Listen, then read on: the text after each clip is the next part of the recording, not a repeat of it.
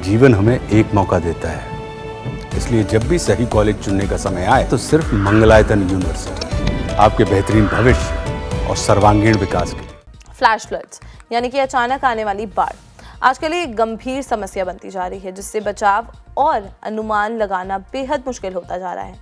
तो आइए गहराई से जानते हैं कि फ्लैश फ्लड्स क्या होते हैं और इनकी प्रेडिक्शन इतनी मुश्किल क्यों है। देखिए, फ्लैश फ्लड्स नॉर्मल बाढ़ से अलग होते हैं। ये वो बाढ़ होती हैं जो बहुत कम समय में, यानी कि सिर्फ कुछ घंटों या कभी कभी कुछ ही मिनट्स में बहुत तेज़ी से आती हैं। ये अक्सर तब होता है जब एक छोटे से इलाके में थोड़े समय के लिए बहुत ज़्यादा बारिश हो जाती है।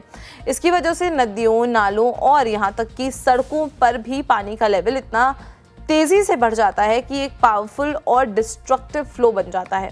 इनका बहाव इतना तेज़ होता है कि लोग और गाड़ियाँ आसानी से बह जाती हैं।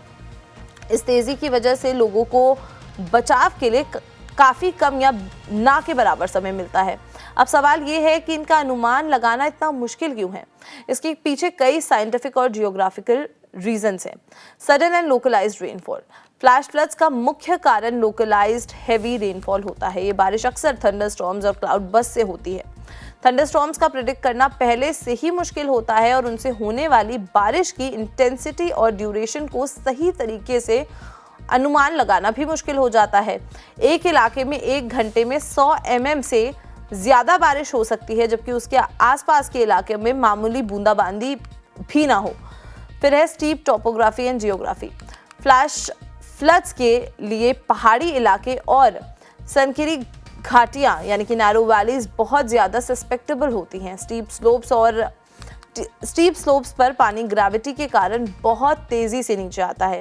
ये पानी छोटे नालों और ट्रिब्यूटरीज में जमा होता है और एक साथ जमा होकर भारी बाढ़ का रूप ले लेता है। इस तरह के टेरेन में पानी का फ्लो इतना फास्ट होता है कि स्टैंडर्डाइज्ड हाइड्रोलॉजिकल मॉडल्स के लिए उसको मॉनिटर करना और प्रिडिक्ट करना मुश्किल हो जाता है। फिर है लिमिटेड डेटा एंड मॉनिटरिंग।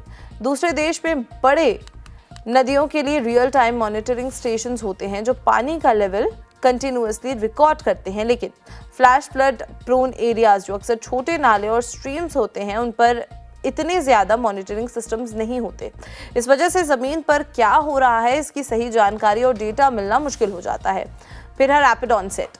जैसे कि नाम से ही साफ है, फ्लैश का मतलब है बिल्कुल अचानक। इनका विकास बहुत तेज़ी से होता है। कभी कभी एक छोटी सी स्ट्रीम कुछ ही घंटों में एक डिस्ट्रक्टिव रिवर बन जाती है।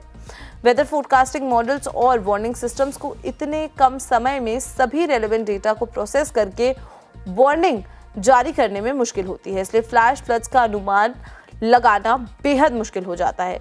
इनसे बचाव का सबसे बेहतर तरीका यही है कि हम उन इलाकों में रहने वाले लोगों को जागरूक रखें, उन्हें हमेशा वेदर रिपोर्ट्स और अथॉरिटीज़ की वार्निंग्स पर ध्यान देने की सलाह दें। और अगर आपको किसी भी ऐसे इलाके में ऐसी मुसीबत का अंदेशा हो तो हमेशा ऊंची जगह पर चले जाना ही सबसे बेहतर उपाय होता है।